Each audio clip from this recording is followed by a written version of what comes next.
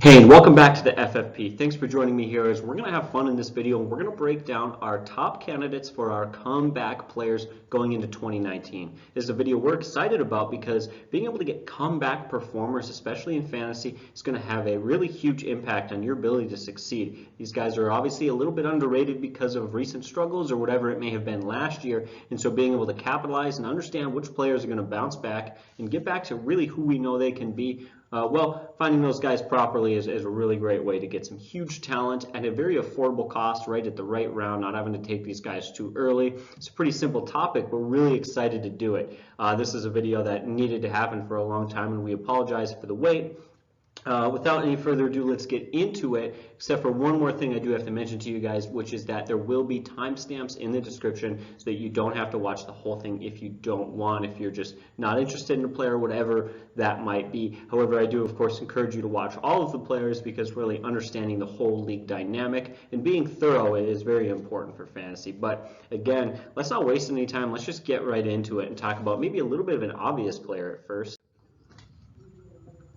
Aaron Rodgers. How could Aaron Rodgers not go on this list? He is an absolute perfect candidate, a prime example of a guy who fits into this comeback player category. Now, some people would see this as sort of low-hanging fruit per se, or whatever it might be, whatever you want to call it. You might call it obvious or whatever. This is still a great pick. I know everyone, or a lot of people know that he's going to bounce back. He's going to have a good season. He's going to be who Rodgers is. A lot of people are starting to question. That's why he made it on this list, is because there are people who are genuinely leaning away from him. I'm surprised to hear that because I think he's going to have a great year.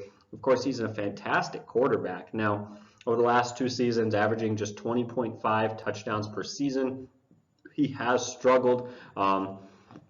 Of course, he did have a lower passer rating. He definitely had his struggles, right? I'm not going to question that. Last year, he had an off year, and in 2017, he was injured and really hurt some people because in 2017 and in 2018, he was projected and he was taken ADP-wise as the #1 overall quarterback in fantasy. And of course, when you're drafting a guy at #1 and he goes out 1 year and finishes 6th, and the other year he finishes 29th in fantasy quarterback scoring, that is huge. I mean, that right there, a draft pick like that, if you pick a quarterback too early, that can take you out of the running, right, for a playoff spot, for a championship. One huge wrong pick in a guy like Rodgers who is being taken extremely early. So I do understand kind of the trepidation and kind of the fear with Rodgers, but also there's a lot going on here. First off, we know he's still a top 10, top 15 quarterback talent-wise, right? He is 35 years old, but that's not necessarily old for quarterbacks. In fact, I would say that he has 2 to 3, maybe 3 or 4 more years for sure, and I mean 100% certainty, that he still can compete to be a top 2 or 3 quarterback in the league. We see guys like Tom Brady, Peyton Manning, Brett Favre, who had fantastic seasons at much older, a few years older than than Aaron Rodgers is right now, and so that's not really a concern for me. That's just not. Of course, he's a guy who's been historically good, holds the NFL record for best career passer rating of 103. I believe it's 103.8, or at least it was a while back, but I should update my statistics on that. Anyways, and he's been fantastic. He's finished 7 seasons with quarterback rating of over 100. That's insane. Now, I know a lot of people don't sit there and memorize statistics and don't have a lot of comparison, so to give you reference, guys like Dan Marino or Brett Favre, they've only done that once in their career, once. Of course, Rodgers is the guy who went out and had an absolute monster season and set the highest quarterback rating for a season as a whole with 122.5. That is an insane year. The production has been there, right? From 2011 to 2016, he had 5 seasons with over 30 touchdown passes, and he averaged 38.6 touchdown passes per season over that stretch. He has been so dominant.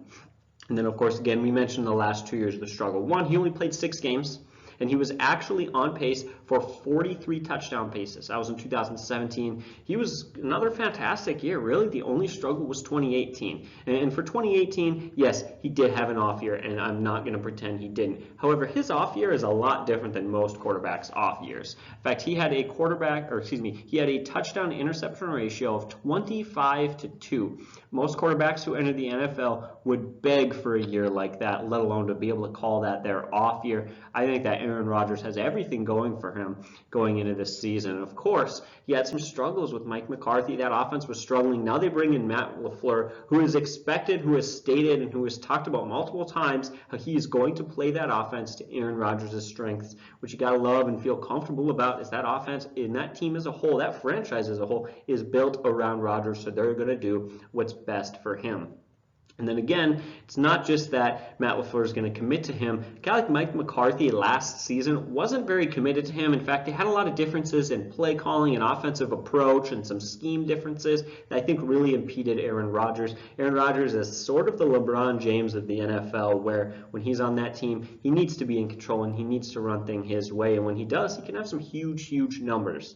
Of course, there are a lot of other things to remember when we go into this, but this definitely seems like an obvious and very, very good pick. And then, of course, one thing I want to do is I want to vouch for Matt LaFleur a little bit, because I know a lot of people don't know Matt LaFleur very well. Like, what has this guy done? Does he have any pedigree or background that can tell me that he can be a successful coach and that he can help out? He absolutely can. In 2016, he was the Falcons offensive coordinator when Matt Ryan had his MVP season. Matt Ryan has never been that good before or since, so I think that is absolutely huge. And that was in 2016, and then the next year in 2017, my apologies, going over some notes here in the last second, a little bit scrambled. But anyways, in 2017, he was the offensive coordinator for the Rams, and they had an absolutely monster year where they were scoring 29.9 points per game. That's insane considering the year before they were scoring just 14. That is an unprecedented turnaround and turned them from one of the worst to one of the best offenses in the NFL. Matt LaFleur is going to be a flawless fit with Aaron Rodgers here this season. Aaron Rodgers is going to bounce back to be the 30-plus touchdown guy that we know. He's going to have huge fantasy value, so I have to like this pick here. Maybe the most obvious one, but we got to put it on this list. So let's move on to the next guy now. All right, here at our number 2 pick, of course, not that order really matters too much, but wanted to talk about them in an order I guess that was most relevant or I was most comfortable with, but Evan Engram. We got to talk about this guy. I love Evan Engram, and I know a lot of people are hesitant with him because of last season. He's a guy who came out his rookie year and proved his phenomenal talent, the phenomenalness that we have heard about him and how fantastic he was coming in the NFL. There was this huge hype, and he proved himself his rookie year, 722 receiving yards and 6 touchdowns. That is insane, historic numbers. He was actually just the 3rd tight end to ever go over 5 touchdowns and 500 yards receiving as a rookie tight end. That is insane. He comes out, he amazes, and then he just kind of disappoints last year. 577 yards and 3 touchdowns. That was not the Evan Engram that we knew from the year before, leaving a lot of people kind of shook, kind of confused, kind of wondering what's going on. Of course, we can explain this way simply. His rookie year, he came out and had 16 games played. His second year, he only played in 11. So I think that right there is already a huge indicator to tell us those numbers would be boosted if he played a lot more games, right? That right there makes an obvious candidate to slip in here and to slide in this role. But that wouldn't be enough for us to put this in the video. That'd be too obvious. Maybe we'd make that an Instagram post or we'd put a little note in that in our rankings, but we wouldn't bring it up in a video. We need more to discuss right now, and there's a lot more when you really look at this guy. And in fact, when you look at more of his efficiency numbers or his rating numbers, right, what he did when he did get the ball, those numbers improved drastically. He had 8 less drops last season, boosting his catch percentage from 59% up to 71%. He massively worked on his hands, and that is going to be huge going forward, being a more reliable option. His yards after catch per reception skyrocketed. So essentially what he did after he caught the ball. After he caught the ball, his rookie season, he was averaging 4.7 yards per reception. After he caught the ball. And then last year, despite not playing as much, he boosted that to 8.7. So he was really able to get an extra 9 yards after catching the ball. That proves his athleticism and makes him a guy that his quarterback wants to target, right? If you throw a lot of guys, if you throw to them, 5 or 6 yards downfield, not to the first down marker, they're going to get tackled. That's it. A guy like this catches that ball and he makes the first down on his own. He's a playmaker. It shows his physical ability.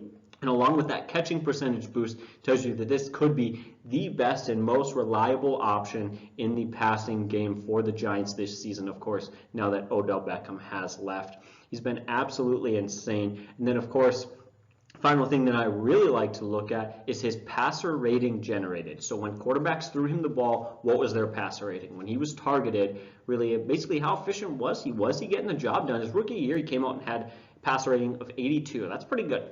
That really is. For a rookie tight end, that is good, especially when you look at the quarterback situation that he was forced to deal with.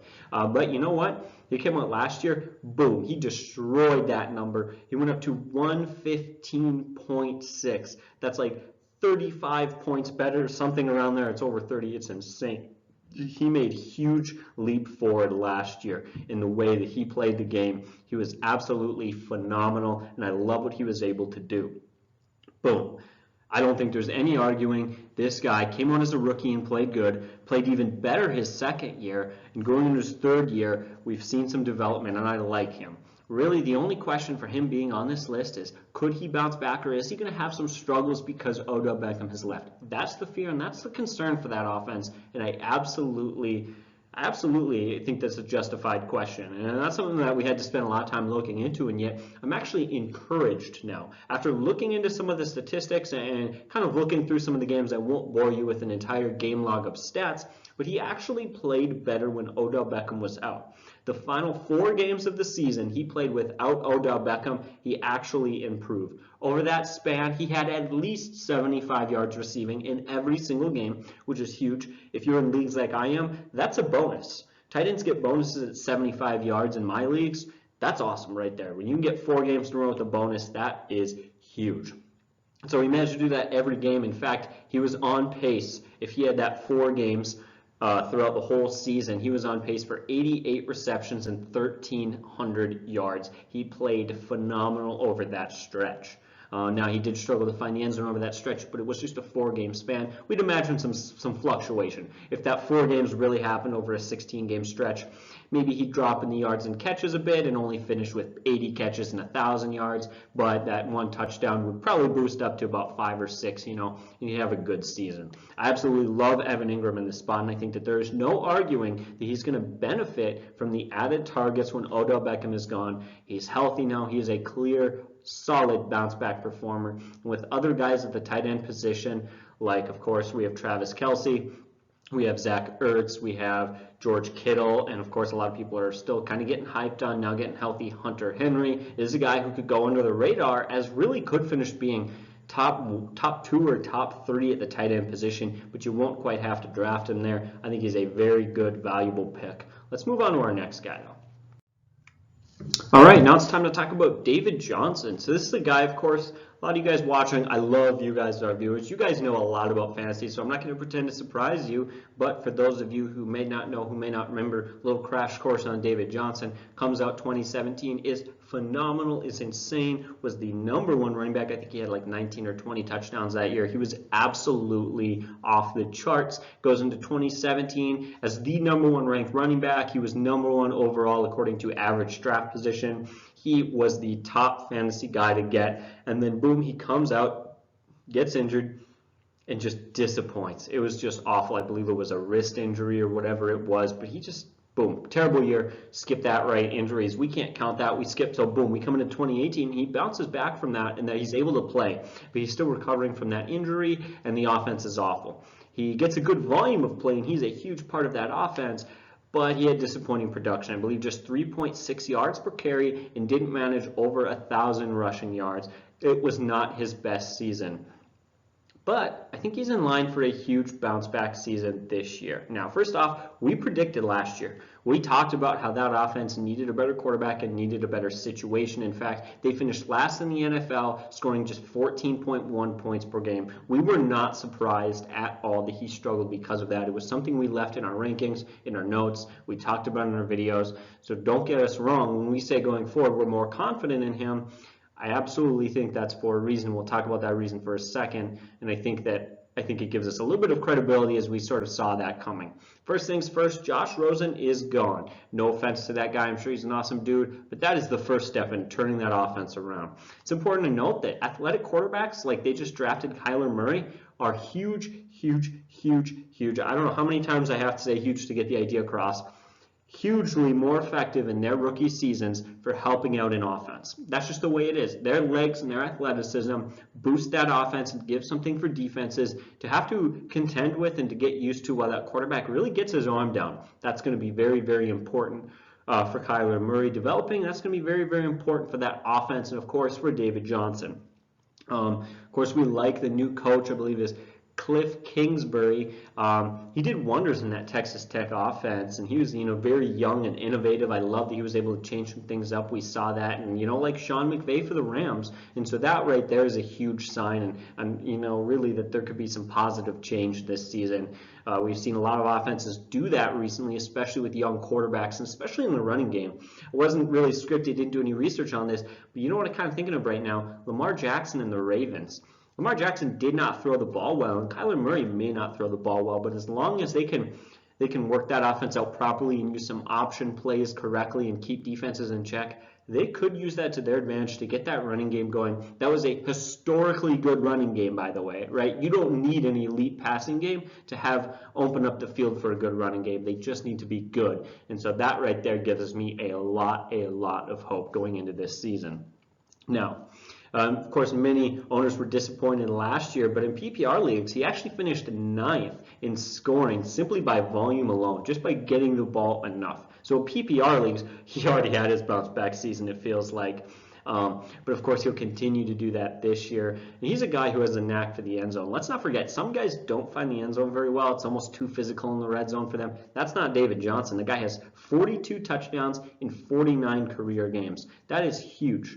Those numbers are off the charts, better than most running backs who don't struggle with an offseason due to a bad offense and wrist issues. And so, especially if you kind of subtract last year's numbers, he's really good. In fact, over a season, he's averaging 13.7 touchdowns per season, over a 16-game season when he plays the whole year. That's huge, right? And we can expect those numbers to continue because of how often he's used and his all-purpose back skills, right? He can constantly stay in the game, first, second, third, fourth, fifth. I don't care how many downs there is, he is going to be on that field, and that is what counts. He's going to be there in the red zone. He's going to be when they're backed up. He's going to be third and long. I don't care what down it is, what time it is, what situation it is. If he can be out there, if he's healthy, he will be out there. And that right there, opportunity, as we've talked about, is everything. Opportunity bodes very, very well for David Johnson. He's averaging 56 catches per season when he plays the whole season. That is better than a lot of other guys. In fact, most other guys in the NFL. Gives him a huge boost in PPR leagues. And he's a really motivated guy, too. I love guys who are motivated. I think we all do for whatever reason. It's just nice to see a guy who has dreams, who's still hoping to achieve and get better. He came out recently and said he wants to have both have both 1,000 rushing and 1,000 receiving yards in the same season. Not only is that a huge goal, I think it could be done, but that's insane when you look at Roger Craig and Marshall Falk. They're the only two players who have ever done that in history. I'd love to watch him do that. I think he's a really great guy, and I definitely think he has the opportunity. Now, I don't think he's going to be able to quite do that this year, but I see something more like 1,200 rushing yards with 60 to 70 catches and about maybe 800 receiving yards, and he's a guy, again, with that ability to find a knack for the end zone. I wouldn't be surprised if he got up there and got, 14, 15, 16 touchdowns this year. I definitely think he's a prime candidate to bounce back like that. For sure, he's a guy who's going to get you, 10 to 12 touchdowns guaranteed, over 1,000 yards. I love that, guys. This is an absolutely great bounce back candidate. Everybody's a little bit uncomfortable, but take advantage of that, and of course, use his lowered ADP to your advantage. But I'll move on because I'm taking forever, it feels like. Let's talk about the next guy. All right, we'll talk about a quick player here. There's really not much to say about Hunter Henry, but he is a solid pick in this spot. Of course, he burst on the scene his rookie year and had 8 receiving touchdowns. Of course, for a tight end, that is a phenomenal rookie season, so I definitely like that going forward. But of course, he really kind of struggled quite a bit moving forward. He had injury issues, and of course, one of the things we can explain away is that in 2016 and 2017, he was the backup to Antonio Gates. Antonio Gates was the guy in the offense. He was either injured or backing up Gates, and so of course, that hurt some of his numbers after his rookie season there. Of course, we like that quite a bit, but now we like now that Antonio Gates is gone and he moves into that number one tight end role. That is huge, right? That is going to give him a ton of opportunity. And of course, speaking of opportunity, last year there was 3 good wideouts: Tyrell Williams, Mike Williams, and Keenan Allen. Well, Tyrell Williams is gone. Now there's just 2 wide receivers, leaving that 3rd spot open. Of course, with Gates gone, 2 guys leave and only 1 guy comes in. That is a great recipe for, quite honestly, a need that the quarterback needs to fill, and this guy has the talent to fill. Again, I don't want to waste too much time on this, but 75% catch percentage, 13 yards per catch, averaging almost 5 yards after catch per reception. For tight ends, that's good. It's hard to compare because this is not a statistic that most people are used to. For a wide receiver, that's okay. That's all right. That's pretty good. That's not amazing, but not bad. For a tight end, that is above average. That is good. 5 yards after the catch. And then, of course, and absolutely insane, I think the thing that really is a huge testimony and the best evidence of how good he is that his passer rating generated of 147.3. That is absolutely insane. That's off the charts. That's the best career number that I have ever seen. And yes, that's his career number. That's not the last few catches or the last season or whatever. That is his career number. That's insane. I've never seen it so high. And that really bodes well for him. Of course, I finally like that really he is the last piece of the puzzle in this offense. They've got their main possession guy in Keenan Allen, who only had 5 touchdowns a season over his last 4 seasons. And of course, they've got Mike Williams. He's the deep threat, spread the field kind of guy, make big splashy plays. What they don't have is their red zone threat and their kind of secondary, their dependable guy. Of course, Keenan Allen is dependable, and I'm not bashing on Mike Williams, but it would be nice to get a guy who's a good red zone threat and who can help be that middle of the line guy who can really, not stretch the field and maybe not be the most Keenan Allen-esque, but be reliable, right? Be that 3rd safe option, and of course capitalize on their need for the guy to find the end zone. I think this is a perfect fit. He's proven he can find the end zone. He's proven he makes plays when he gets the ball. I love this guy. Again, this is a quick one because it's pretty obvious, but I do like Hunter Henry. It's a very solid pick. Hopefully hype isn't too big on him in your league and you won't have to take him too early, but I like him.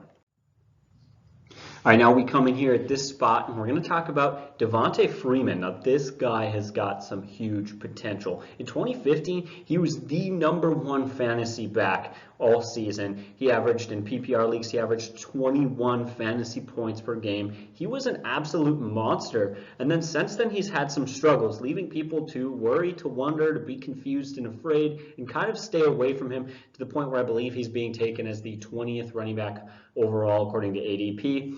And really, I don't think that that's quite right. I think he's going to have a bounce-back season this season. And really, I think that's because we can chalk his struggles up the last few seasons to 2 reasons. And one is injury, right? If you want to be the guy, which this is what we do, so you don't have to, but if you really want to, go look at his game logs over the last few seasons. He misses games. He plays partial games due to injury, and he's playing in games through injury. That is going to hurt your numbers. I mean, that's so obvious. I'm not going to say anything more on it, but that has really caused him to struggle quite a bit. And of course, the other one is the talent. The second reason is just Tevin Coleman's talent, man. He is a good secondary running back in that offense that was really starting to take a huge piece of Davante Freeman's time away, his targets away, his carries away. That was another thing that really limited his opportunities.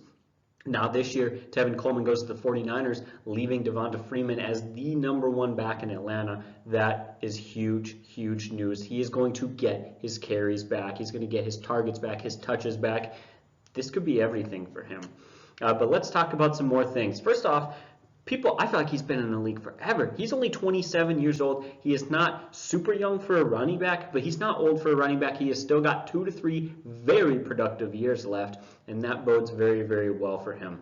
Of course, he's finally healthy again, headed into 2019 with absolutely no issues, right? Sometimes you hear in the offseason, yeah, he's healthy, he's just got this minor thing. And if you hear that in the offseason, that is bad news. That means he actually does have more of an injury, but they just want to play it down because they assume it will heal. We're not hearing anything like that. All bets are pretty safe to say that he is completely healthy.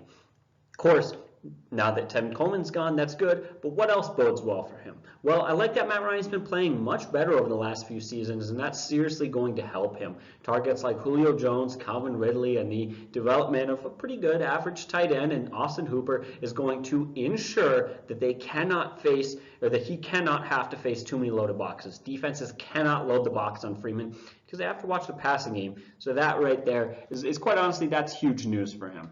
We look at other stats, like his first 2 seasons, he averaged just 3.95 yards per carry. That is bad.